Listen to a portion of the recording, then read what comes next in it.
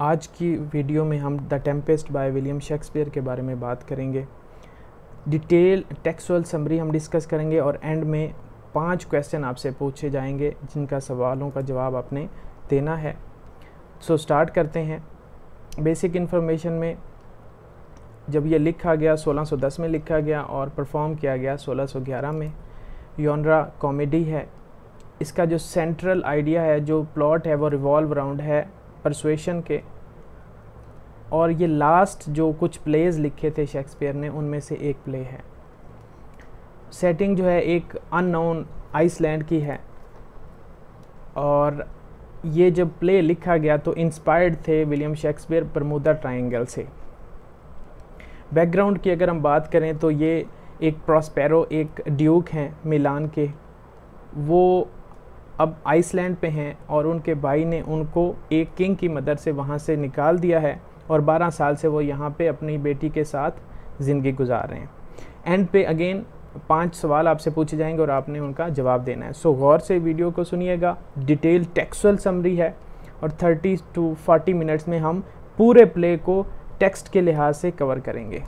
सो act 1 से पहले हम कैरेक्टर्स पे बात करते हैं। फर्स्ट कैरेक्टर प्रॉस्पेरो हैं जो ड्यूक ऑफ मिलान है। सेकंड कैरेक्टर उनके छोटे भाई हैं एंटोनियो। थर्ड कैरेक्टर में मिरेंडा जो इनकी बेटी हैं। फोर्थ कैरेक्टर फर्डिनेंड हैं और फिफ्थ कैरेक्टर अलोंसो हैं। अलोंसो किंग अलोंसो जिनका बेटा फर्डिनेंड है और अलोंसो का भाई है सेबेस्टियन। नेक्स्ट एक स्पिरिट है एरियल जो प्रॉस्पेरो की स्लेव है, उसके लिए काम कर रही है और प्रॉस्पेरो ने ही इस एरियल को आज़ादी दिलाई थी। नेक्स्ट कैरेक्टर कैलिबैन है। कैलिबैन साइकोरेक्स एक कैरेक्टर है, उसका बेटा है जो आधा इंसान और आधा जानवर की तरह है। नेक्स्ट गोंजालो है, ये बहुत लॉयल एक सर्वेंट है प्रॉस्पेरो का और इसका जो है कैरेक्टर बहुत अच्छा है। और इसके अलावा 2 और कैरेक्टर्स हैं, ट्रिंक्योलो और स्टेफनो। चलें जी एक्ट 1 पे बात करते हैं। एक्ट 1 में जो प्ले है वो स्टार्ट होता है तो एक स्टॉर्म जो है द टेम्पेस्ट, वो एक स्टॉर्म चल रहा होता, थंडर चल रहा होता है और उस स्टॉर्म में एक शिप जो है वो उसमें घिरी हुई होती है और उस शिप के अंदर किंग अलोंसो, उसका ब्रदर सेबेस्टियन, उसका बेटा फर्डिनेंड, एंटोनियो और गोंजालो, ये सब लोग उस शिप में मौजूद होते हैं। और उस शिप जिस तरह वो घिरी हुई होती है तो इस शिप को दूर से एक बाप बेटी देख रहे होते हैं और बाप का नाम होता है प्रॉस्पेरो और उसकी बेटी मिरेंडा। अब जो शिप है वो क्योंकि ऐसा लग रहा है कि वो डूबने वाली है तो नोबल्स जो हैं वो बाउसेन से कहते हैं कि तुम इस शिप को बचाने की कोशिश करो और गोंजालो जो है वो बाउसेन को रिमाइंड करवाता है कि यहाँ पे बहुत ख़ास मुसाफिर भी मौजूद हैं तो आप जो है इसको ज़रा एहतियात करें। तो बाउसेन जो है वो कहता है मेरे लिए सब लोग इम्पोर्टेंट हैं, कुछ ख़ास पैसेंजर नहीं, मैं सबको ही इम्पोर्टेंट समझता हूँ। प्रॉस्पेरो और मिरेंडा जो हैं वो दोनों इस सारे मंज़र को देख रहे होते हैं दूर से और मिरेंडा को ये एहसास होता है कि इनका बाप जो है उन्होंने एक मैजिक से ये जो थंडर है, ये जो स्टॉर्म है, ये क्रिएट किया है। तो मिरेंडा जो है वो रिक्वेस्ट करती है अपने बाप से कि आप जितने भी ये मुसाफिर हैं, जितने भी ये सवार हैं, इनको आप बग़ैर कुछ हार्म पहुँचाए, इनको हार्म ना पहुँचाए, इनको कोई तकलीफ़ ना हो, तो आप इस जो थंडर है, तूफ़ान है, इसको रोक दें। प्रॉस्पेरो अपनी बेटी की इस बात पे उसको एश्योर करता है, यकीन दिलाता है कि सारे मुसाफिर जो हैं वो खैर खैरियत से हैं और किसी को कोई तकलीफ़ नहीं होगी। ये सारा वाक़या ऐसे चल रहा होता है तो प्रॉस्पेरो ये समझता है कि मुझे अब अपनी बेटी को वो हकीकत जो 12 साल पहले वाक़या हुई थी वो बता देनी चाहिए। प्रॉस्पेरो अपनी बेटी से कहता है कि क्या तुम सुन रही हो, तो मैं तुम्हें बताता हूँ। तो बेटी को भी थोड़ा सा सस्पेंशन पैदा होती है कि कुछ चीज़ें प्रॉस्पेरो ने नहीं बताई। कई दफ़ा वो बात करते हुए रुक जाता था और वो कंप्लीट बात नहीं बताता था। तो प्रॉस्पेरो बात स्टार्ट करता है कि 12 साल पहले इसके पास ये ड्यूक था मिलान का, लेकिन प्रॉब्लम ये था कि जब ये ड्यूक था तो इसकी जो ज़्यादा दिलचस्पी है, इंटरेस्ट है, वो रीडिंग में है और डिफरेंट टाइप ऑफ बुक्स को वो रीड करता है, स्पेशली मैजिक की बुक्स को। और जब उस प्रॉस्पेरो ने ज़्यादा टाइम रीडिंग को देना स्टार्ट किया तो उसका रिज़ल्ट ये निकला कि उन्होंने अपनी ड्यूटीज़ जो हैं, जो ड्यूक होने के नाते परफॉर्म करनी चाहिए, उसमें वो अनइंटरेस्टेड हो गया। पॉलिटिक्स में वो बिल्कुल ही अनइंटरेस्टेड हो गया। और इस सारे सिनेरियो को देखते हुए एंटोनियो जो उसका भाई है, उसको ऐसा लगा कि अभी अपॉर्चुनिटी मिल गई है और मैं जो है वो अपने भाई प्रॉस्पेरो की जगह ले सकता हूँ। तो एंटोनियो ने किंग ऑफ नेपल्स जो है उसके साथ मिलके, जो अलेंसो है उसके साथ मिलके एक आर्मी की मदद से प्रॉस्पेरो पे हमला कर दिया। और प्रॉस्पेरो का एक सर्वेंट था जो लॉयल सर्वेंट था, उसने प्रॉस्पेरो की हेल्प की और इस तरह इनकी जान बच गई। एंटोनियो ने किंग ऑफ नेपल्स को ये कहा कि हर साल वो उसे ट्रिब्यूट पेश करेगा और इसके अलावा उसका जो नाम है वो भी अपने इलाका में वो एक तरह से बहुत अहम लिहाज से उसका प्रचार करेगा। सो एलेंसो के साथ मिलके प्रॉस्पेरो पे हमला हो गया और प्रॉस्पेरो और मिरेंडा जो हैं वो उस आर्मी के हमले से गोंज़ालो की मदद से बच निकले। गोंज़ालो ने एक शिप अरेंज की, उसमें बुक्स रखी, कुछ फूड आइटम्स रखी, ज़रूरी जो लिबास था वो दिया और इनको वहाँ से निकाल दिया। और वहाँ से ये लोग, मिरिंडा और इसका बाप, एक आइलैंड पे पहुँचे और एक आइलैंड पे जब ये पहुँचे तो इन्होंने यहाँ पे एक नई ज़िंदगी स्टार्ट की। अब जो प्रॉस्पेरो है वो अपनी बेटी को बता रहा है कि ये एक गुड लक है, शेयर गुड है, कि ये सारे मेरे दुश्मन जो हैं वो इकट्ठे हैं और वो इस आइसलैंड के करीब पहुँचे हैं। अब ये सारी बातें जब उनको वो बता रहा है मिरिंडा को, तो उसको ऐसा लगा कि अब मिरिंडा को सुला देना चाहिए। सो मिरिंडा को वो मैजिक की मदद से सुला देता है और स्पिरिट को बुलाता है। स्पिरिट, एरियल स्पिरिट जो है, बेसिकली वो पहले एक पाइन के दरख्त में, कॉल्विन पाइन, वहाँ पे कैद थी और प्रॉस्पेरो ने उसको आज़ाद करवाया था। सो अभी जो स्पिरिट है एरियल, वो प्रॉस्पेरो के लिए काम कर रही है, वो उसको सर्व कर रही है। प्रॉस्पेरो एरियल को बुलाता है और एरियल से कहता है कि तुमने जो काम किया है, acted as a wind thunder, तो इसके बाद क्या हुआ वो सारा मुझे बताओ। तो एरियल अब उसको बता रही है कि सब लोग जो हैं वो सेफली जो हैं उनको मैं ले आई हूँ और क्रू जो है उसको वहीं पे छोड़ दिया है, उसको सुला दिया है वहीं पे, और जहाज़ जो है वो एक जगह पे अलग रख दिया है। यानी इन लोगों को लगा है कि जहाज़ टूट गया है, लेकिन बेसिकली मैजिक की मदद से उसको एक साइड पे रख दिया है। एक बात और एरियल ने बताई कि जितना भी ये ग्रुप था जो उस जहाज़ पे मौजूद था, उसको 3 हिस्सों में एरियल ने डिवाइड किया और तीनों ग्रुप्स को मुख्तलिफ जो पार्ट्स हैं आइसलैंड के, वहाँ पे उसने डिस्पर्स कर दिया। तो पहला जो ग्रुप है वो किंग सन इज़ अलोन के, जो किंग का बेटा है फर्डिनेंड, उसको इसने तन तनहा एक पोर्शन में, एक पार्ट में अलग एक जगह पे उसको जो है वो उतारा। ट्रैंक्विलो और स्टेफनो जो हैं जो सर्वेंट हैं, इन दोनों को एक अलग पार्ट में उतारा, और जो बाकी लोग हैं जिसमें एलोस्नो है, एंटोनियो है, सेबेस्टियन है, और ये जितने लोग हैं एलोंसो और एंड कंपनी, इनको एक अलग पार्ट पे उतारा गया।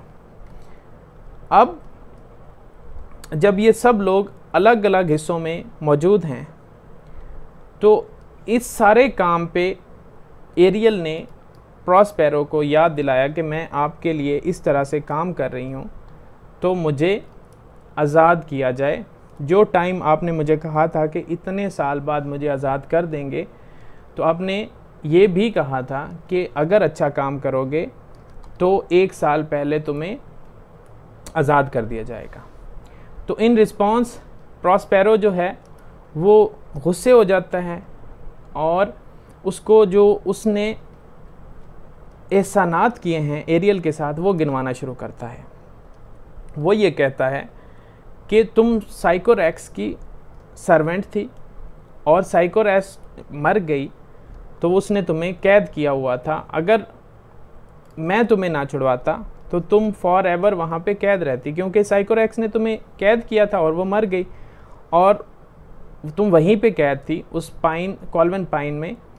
लेकिन मैंने आके तुम्हें उस कैद से आज़ाद करवाया, तो मेरा तुम पे एहसान है। अगर मैं ना आज़ाद करवाता तो तुम सारी ज़िंदगी, जितनी तुम्हारी लाइफ है, तुम यहीं पे कैद रहती। अब ये जो एरियल है स्पिरिट, इसको बेसिकली एक विच ने बैनिश किया था एल्जायर से, और फिर ये जो है इस आइसलैंड पे पहुंची, और यहाँ पे साइकोरेक्स जो है, जो कैलिबान की माँ है, एक जादूगरनी, उसने इसको अपने सर्विस में ले लिया। और जब इसने उसका कहना ठीक तरह ना माना तो उसने एक कॉल्वन पाइन में उसको कैद कर दिया। अब इसके बाद जो है, जो एरियल है वो थोड़ा पोलाइट उसका बिहेवियर हुआ, और जो प्रॉस्पेरो है उसने एक नई कमांड दी कि तुम एक निम्फ ऑफ सी बनो और तुम सब के लिए इनविजिबल हो जाओ सिवाय मेरे। इसके बाद मिरिंडा को जाग आ जाती है। मिरिंडा ये समझती है कि वो, क्योंकि ये सारी बातें जो प्रॉस्पेरो उसके बाप ने बताई वो बड़ी अजीब हैं, स्ट्रेंजनेस की वजह से वो सो गई थी। इसके बाद नेक्स्ट जो हमारे पास स्टोरी जो है वो कंटिन्यू करती है, वो है कैलिबान और जो प्रॉस्पेरो है, इनकी कन्वर्सेशन होती है। और बेसिकली जब ये कन्वर्सेशन इनकी हो रही होती है तो वहाँ पे इसकी बेटी जो है मिरिंडा, वो भी मौजूद होती है। कैलिबान जो है ये साइकोरेक्स जो एक जादूगरनी थी उसका बेटा है, और साइकोरेक्स जब मरी तो ये जब पैदा हुआ तो इसका हाफ जो है जिस्म जो वो इंसान का है, और आधा जिस्म जो है वो जानवर की तरह है। इसको बोलना नहीं आता था क्योंकि ये किसी इंसान से मिला ही नहीं, इस आइसलैंड पे था। तो प्रॉस्पेरो और मिरिंडा ने इसको बोलना सिखाया। इन रिटर्न कैलिबान ने प्रॉस्पेरो को पूरे आइसलैंड की सैर करवाई और मुख्तलिफ जगहें बताईं। अब कैलिबान जो है उसने एक अजीब हरकत की कि प्रॉस्पेरो की बेटी को रेप करने की कोशिश की। तब से लेके अब तक प्रॉस्पेरो ने इसको ग़ुलाम बनाया हुआ है, और ये कैलिबान जो है ये अब ग़ुलामी में होते हुए मुख्तलिफ़ काम करता है, लकड़ियाँ ले आता है, बाकी भी जो उसके काम हैं वो करता है, और साथ में कर्स भी करता है, बुरा भला कहता है, गालियाँ देता है। अब यहाँ पे कन्वर्सेशन स्टार्ट है, और कन्वर्सेशन में जो कैलिबान है वो प्रॉस्पेरो के पास आया है और कहता है कि तुम बहुत बुरे हो, और उसको गालियाँ देना, बुरा भला कहना शुरू कर देता है। इन रिस्पॉन्स कैलिबान जो है वो उसको कहता है, प्रॉस्पेरो उसको कहता है कि तुम जो है अनग्रेटफुल हो, मैंने जो तुम्हें सिखाया, जो तुम्हें मैंने दिया उसके बदले में तुमने मेरे साथ अच्छा नहीं किया। अब कैलिबान जो है उसने एडमिट किया दोबारा कि मैंने एक दफ़ा मेरिंडा को रेप करने की कोशिश की थी, और वो उसके साथ ये कहता है कि मैं उस काम को मुकम्मल कर लेता, तो मेरी ये ख्वाहिश थी कि मैं रेप को मुकम्मल कर लेता। इसके बाद प्रॉस्पेरो जो है वो उसको डराता धमकाता है और उसको ऑर्डर करता है कि जाओ ज़्यादा लकड़ियाँ और ज़्यादा लकड़ियाँ लेके आओ, अदरवाइज़ अगर तुम मेरी बात नहीं मानोगे तो मैं तुम्हें मुख्तलिफ़ तरीक़ों से तकलीफ़ दूंगा, ईज़ा पहुंचाऊंगा। तो कैलिबान जो है वो वहाँ से चला जाता है।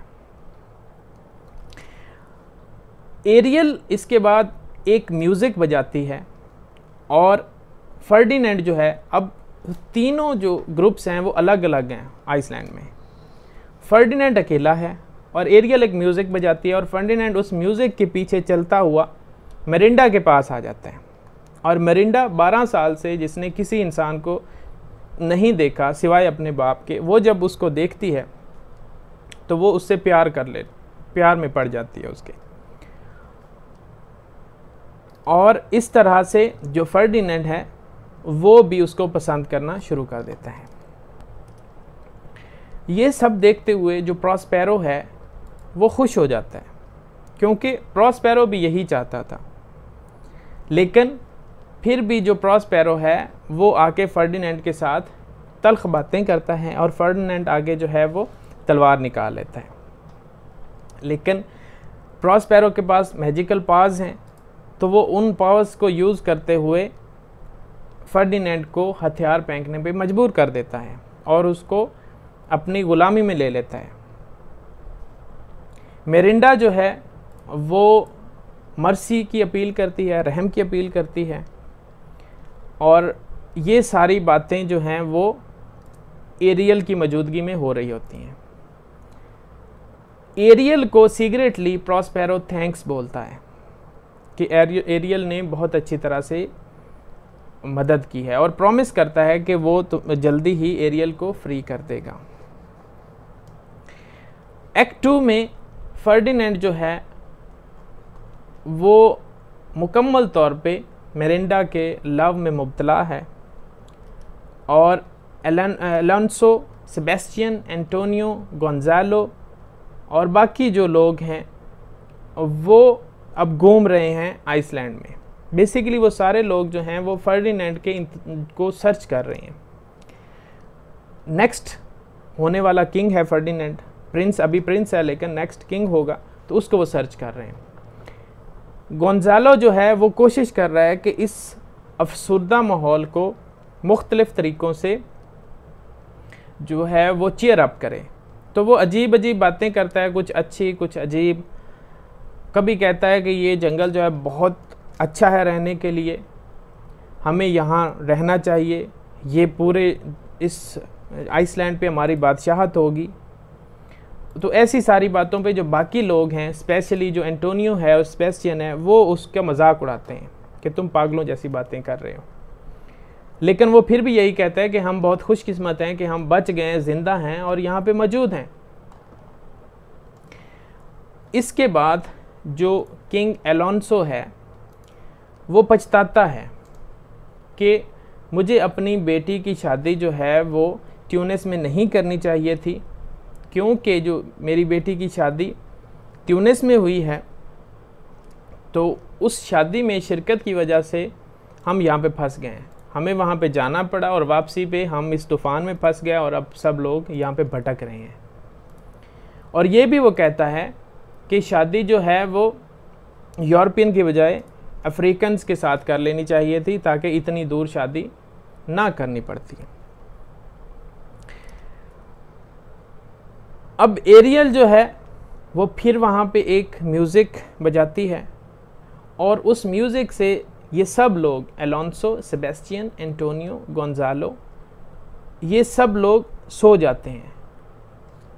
लेकिन सेबेस्टियन और एंटोनियो जो है वो नीम गनूदगी की हालत में उठ जाते हैं और एंटोनियो जो है वो सेबेस्टियन को ये समझाने की कोशिश करता है कि तुम अगर अपने भाई किंग एलोंसो को यहीं पे मार दो तो इसके मरने से तुम किंग बन जाओगे, क्योंकि उसकी जो बेटी है कैरिबल, जिसकी शादी ट्यूनिस में हुई है, वो बहुत दूर है।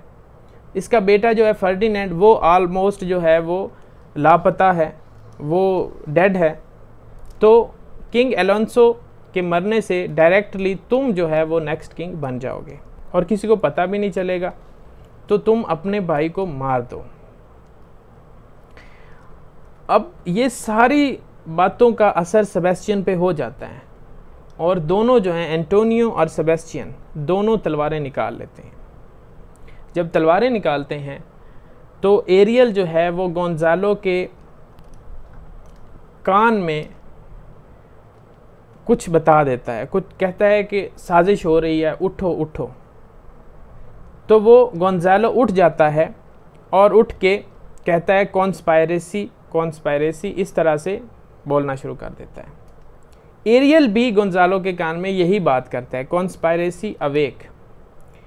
अब ये सारी सूरत हाल में एंटोनियो जो है वो सेबेस्टियन को इस बात पे एग्री करने में कामयाब होता है कि मैंने जिस तरह से अपने भाई प्रॉस्पेरो को वहाँ से निकाला था और मैं जो है वो ड्यूक बन गया था मिलान का, तो तुम भी ये कर सकते हो।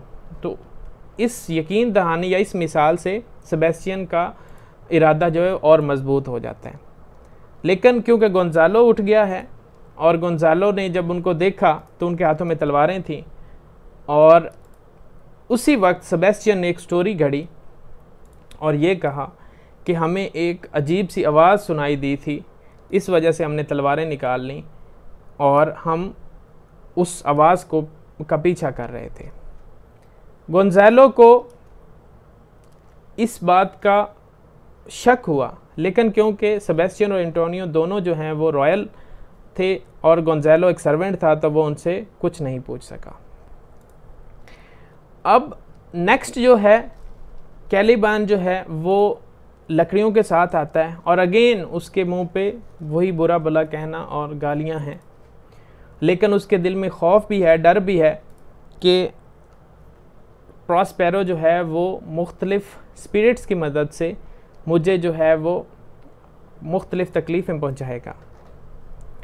अब कैलिबान को ट्रैंक्यूलो नज़र आता है। अब फर्डिनेंड एक साइड पे है, अलोंसो एंड कंपनी दूसरी साइड पे है, और ट्रैंक्यूलो और स्टिफनो ये आइसलैंड की एक अलग साइड पे हैं।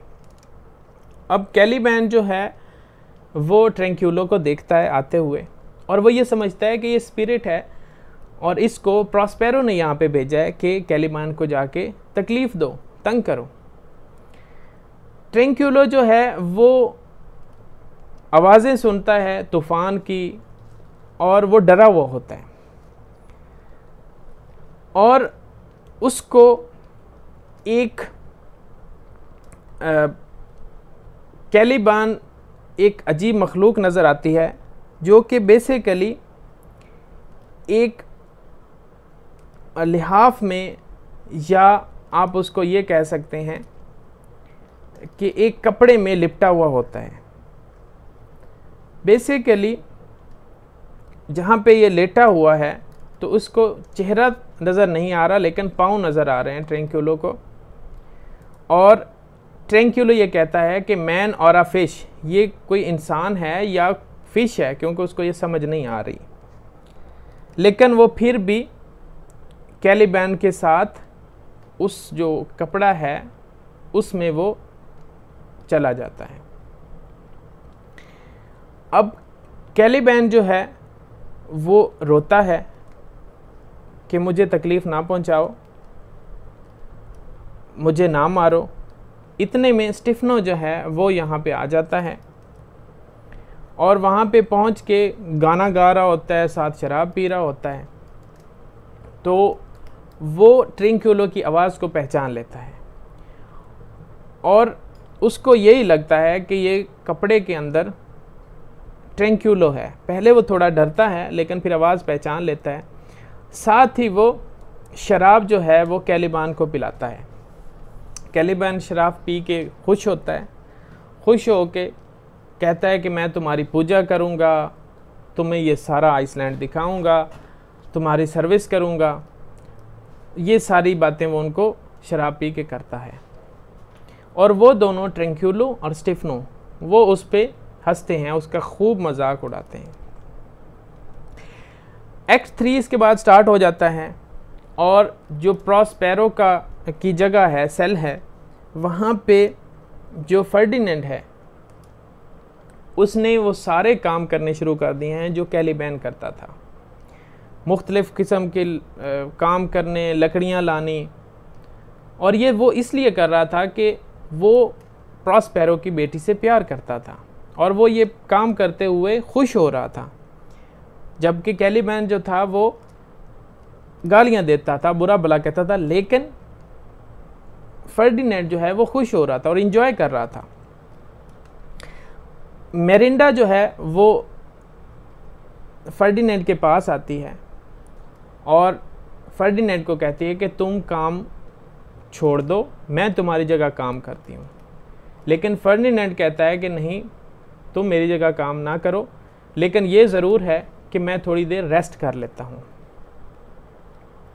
और जब वो बैठते हैं तो फर्डिनेंड उनको बताता है कि वो प्रिंस है और ये इस वक्त हो सकता है नेक्स्ट वो किंग बन जाए, लेकिन मेरिंडा को कोई कंसर्न नहीं है कि वो प्रिंस है या आने वाला किंग है। वो सिर्फ उसे कहती है कि तुम जो है मुझसे प्यार करो, सिर्फ मुझे तुम्हारा प्यार चाहिए। मेरिंडा जो है वो प्रपोज करती है मैरिज के लिए और फर्डिनेंड उसको एक्सेप्ट कर लेता है। प्रॉस्पेरो वहाँ पे मौजूद है, वो देख रहा है, सुन रहा है सारी बातों को, और वो भी इस चीज़ को तस्लीम कर लेता है।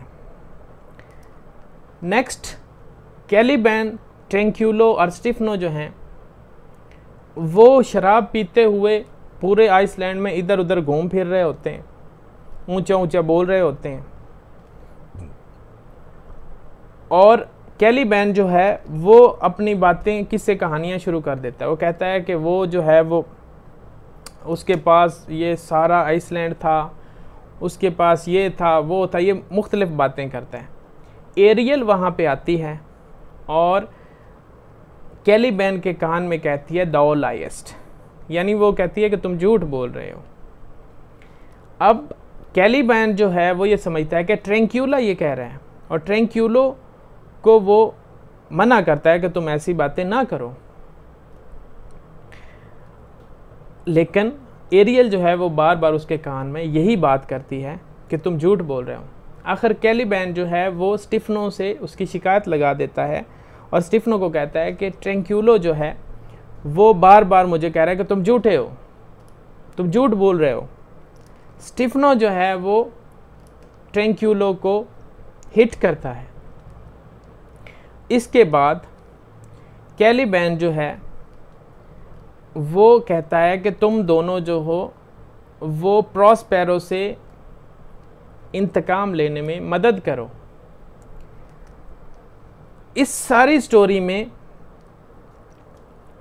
जो ट्रैंक्यूलो है उसको कैलिबैन की एक बात पसंद आ जाती है। कैलिबैन ये कहता है कि अगर प्रॉस्पेरो मर जाता है तो उसकी एक खूबसूरत बेटी है, उसके मरने से स्टिफनो जो है वो इस पूरे आइसलैंड का मालिक हो जाएगा और उसकी जो बेटी है वो क्वीन हो जाएगी स्टिफनो की।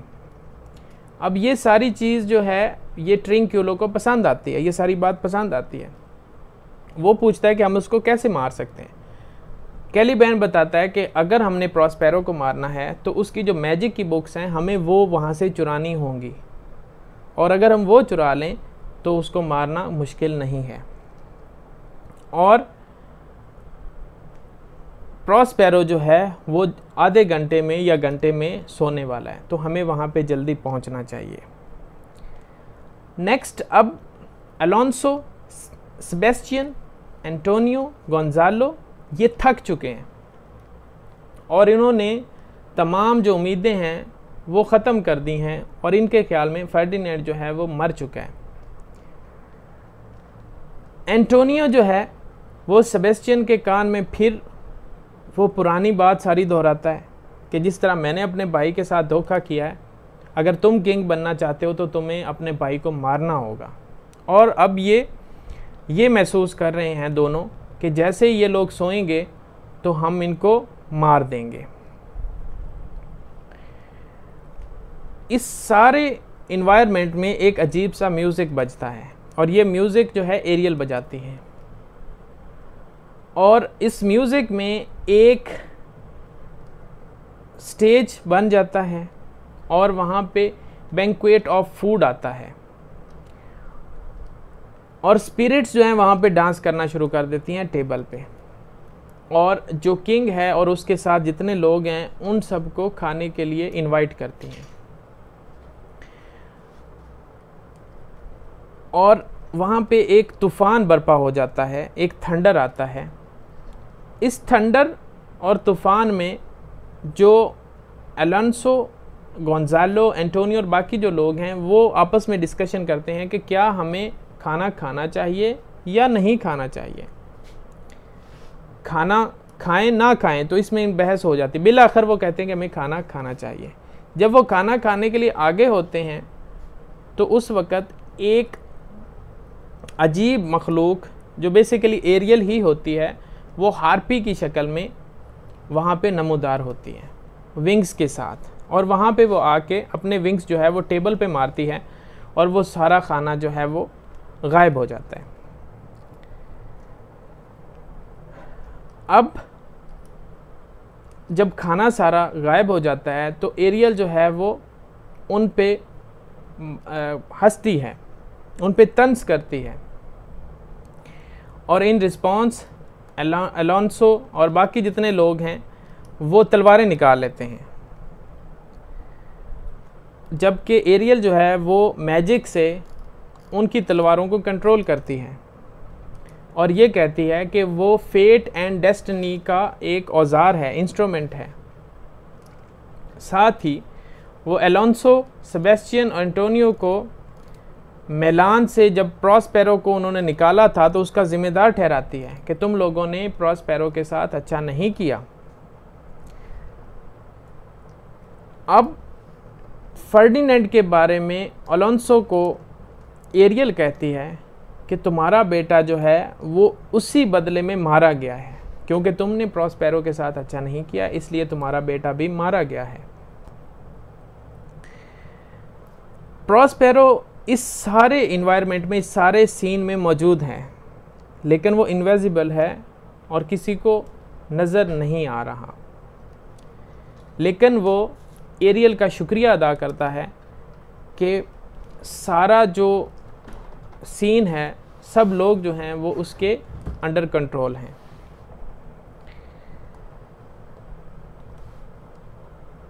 अब जब अलोंसो को कंफर्म हो जाता है कि उसका बेटा मर चुका है, अलोंसो कोशिश करता है कि वो अपने आप को मार दे, उसके लिए वो डूबना चाहता है, लेकिन एंटोनियो और सेबेस्टियन ये सोचते हैं कि हमें इस स्पिरिट का किसी न किसी तरह मुकाबला करना चाहिए। एक्ट 4 में प्रॉस्पेरो जो है वो ब्लेसिंग देता है फर्डिनेंड और मिरांडा को। वो दोनों आपस में इन लव हैं, वो शादी करना चाहते हैं, तो प्रॉस्पेरो उन दोनों को ब्लेसिंग देता है और वो खुश है।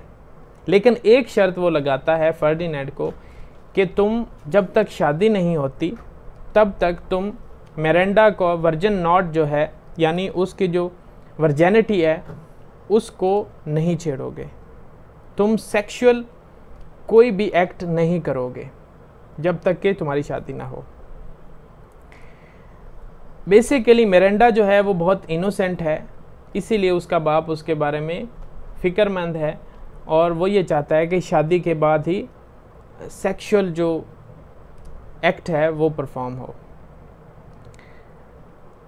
अब इसके बाद प्रॉस्पेरो जो है वो स्पिरिट्स को बुलाता है थ्रू एरियल, और वहाँ पे एक मास्क होता है, बेसिकली 3 स्पिरिट्स वहाँ पे आती हैं in the shape of mythological figures, जिसमें गॉडेसेस ऑफ रेनबो है, क्वीन ऑफ गॉड्स है, गॉडेसेस ऑफ एग्रीकल्चर। ये तीनों स्पिरिट्स आती हैं और आके इनको जो न्यूली कपल है उनको बेस्ट विशेस देती हैं, मुख्तलिफ़ किस्म की दुआएं देती हैं।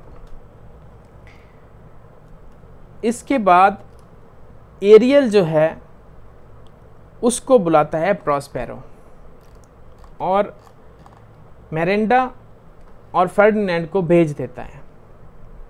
एरियल से मिस्टेक हुई है कि एरियल ने टाइम पे प्रॉस्पेरो को सारी जो कॉन्स्पायरेसी है ट्रैंक्यूलो, स्टिफनो और कैलिबैन की वो नहीं बताई, डिटेल से नहीं बताई। तो वो उसको बुलाता है और उनसे पूछता है कि वो 3 जो कॉन्स्पायरेटर्स हैं उनकी मुझे सारी जो प्लानिंग है वो बताओ।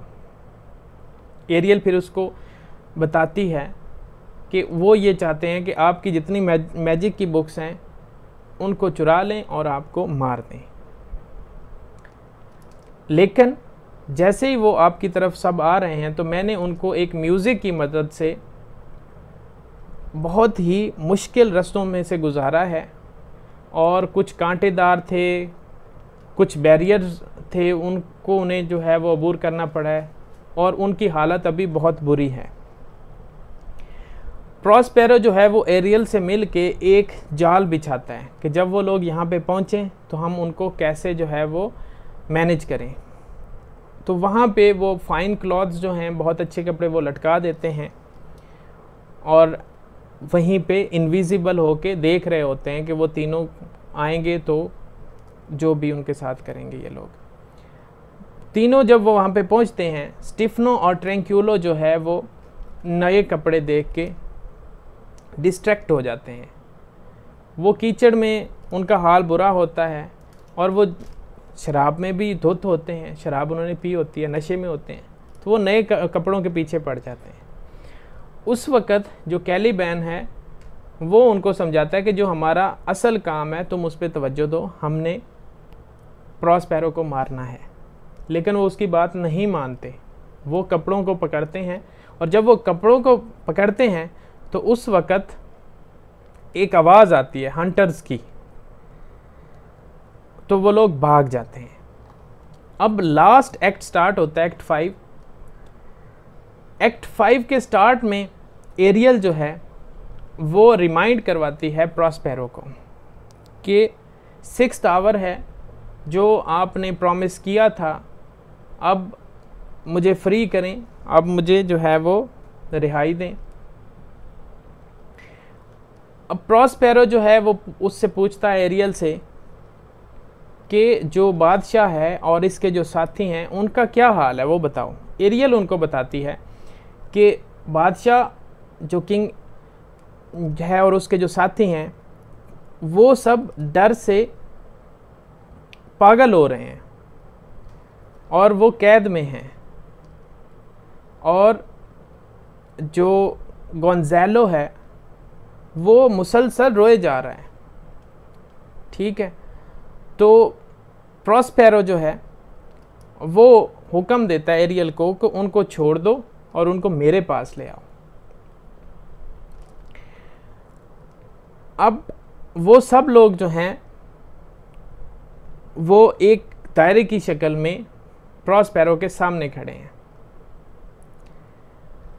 और इस सारी सिचुएशन से पहले प्रॉस्पेरो एक फेमस सोलोलिक्वी देता है, और उस सोलोलिक्वी में वो अपने आप से वो जो बात करता है उसमें वो कहता है कि वो मैजिक को छोड़ देगा और अपना एक आखिरी काम वो करने जा रहा है। इसके बाद वो तमाम किताबें जो हैं उनको वो दरिया में, समुंदर में फेंक देगा। एरियल जब आती है तो वो किंग और जितने उसके साथी हैं उनको ले के साथ आती है और उनको एक सर्कल में खड़ा करती है।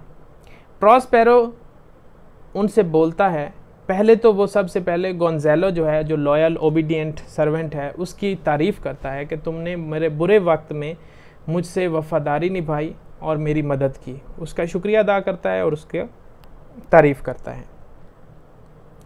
इसके बाद वो बाकी लोगों को उनके जो आमाल हैं, करतूत हैं, वो याद दिलाता है। और फिर एरियल को कहता है कि मेरे जो कपड़े हैं, जब वो ड्यूक था तो उसने जो पहने थे तो वो लेके आओ। वो कपड़े इसलिए मंगवाता है ताकि उसको देख के इन सब को यकीन आ जाए कि यही प्रॉस्पेरो है। इसके बाद एरियल को प्रॉस्पेरो ये हुक्म देता है कि जाओ बाउसिन और जो बाकी लोग हैं शिप के, उनको ले आओ। अब जब अलोंसो को पता चलता है कि हकीकत क्या है और क्या हुआ है और ये तो प्रॉस्पेरो ही है, तो उस वक़्त जो है वो रोना शुरू कर देता है। प्रॉस्पेरो जो है वो माफ़ी दे देता है एंटोनियो को, लेकिन इन रिटर्न वो जो अपना ओहदा है वो मांगता है कि मैं वापस मिलान का ड्यूक बनना चाहूँगा। अलोंसो जो है वो दुख में निढाल है, रो रहा है साथ, और ये उसकी हालत है कि वो मरने के करीब है दुख की वजह से, और उसको यकीन हो चुका है कि उसका बेटा मर गया है। तो इस सारी सिचुएशन में प्रॉस्पेरो जो है वो एक पर्दा हटाता है, और जब वो पर्दा हटाता है तो उस वक़्त पर्दे के पीछे से अलोंसो को अपना बेटा नज़र आता है। बेसिकली जो फर्डिनेंड है और जो मिरांडा है वो बैठ के चेस खेल रहे होते हैं। जब वो अलोंसो उनको देखता है तो बहुत खुश होता है, लेकिन साथ साथ वो दुखी भी होता है, और दुख के आलम में वो मिरांडा से माफ़ी मांगता है कि जो 12 सालों में तुम पे मुसीबतें आईं, जो तुमने दुख उठाए, उसमें मेरा भी हिस्सा था, तो मुझे माफ़ कर दो। और इसके साथ ही प्रॉस्पेरो जो है वो अलोंसो को चुप करवाता है और कहता है कि एहसास का होना काफ़ी है, तुम्हें अपनी गलती का एहसास हो गया है, तुमने वापस रुजू कर लिया है, तो ये इनफ है, तो बस अब तुम माफ़ी ना मांगो। एरियल जो है बाउसिन और बाकी लोगों को लेके आ जाती है। इसके बाद एरियल को प्रॉस्पेरो भेजता है कि तुम 3 जो कॉन्स्पायरेटर हैं, चोर हैं 3, उनको भी पकड़ के ले आओ। एरियल उनको पकड़ के ले आती है। उनको कहा जाता है कि तुम वो कपड़े वापस करो और उनको धो, और बाकी भी उनको पनिशमेंट दी जाती है कि तुम ये काम करो, ये सफाई करो, इस तरह की उनको पनिशमेंट दी जाती है। प्रॉस्पेरो जो है वो इनवाइट करता है किंग को और बाकी लोगों को कि वो रात को यहीं पे रुकें, और साथ में वो उनको जो अपनी 12 साल की कहानी है वो बताने का कहता है कि मैं वो आप सबको बताऊंगा। और कल सुबह जो है वो नेपल्स की तरफ शिप में चले जाएंगे, जहां पे मिरांडा और फर्डिनेंड की शादी होगी। अब आखिरी काम जो है प्रॉस्पेरो एरियल को जो कहता है वो ये है कि सारे लोगों को खैर खैरियत से नेपल्स पहुंचाना है, और इसके बाद प्रॉस्पेरो जो है एक एपिलॉग वहाँ पे देता है और ये कहता है कि जैसे एरियर और कैलिबैन जो हैं वो मेरे ग़ुलाम थे, उनको मैंने कैद किया हुआ था, ऐसे ही जो ऑडियंस हैं उन्होंने मुझे कैद किया हुआ है, तो आप लोग मुझे फ्री कर सकते हैं क्लैपिंग के थ्रू। और अगर आप लोगों को मेरी कोई बात बुरी लगी हो तो मुझे माफ़ कर दें। मेरा मकसद यही था कि मैं आपको इंटरटेन करूं और आप साथ क्लैपिंग करके मुझे फ्री कर दें। और ये एपिलॉग दे के प्रॉस्पेरो जो है वो चला जाता है। अब बेसिकली क्वेश्चंस में हम आते हैं।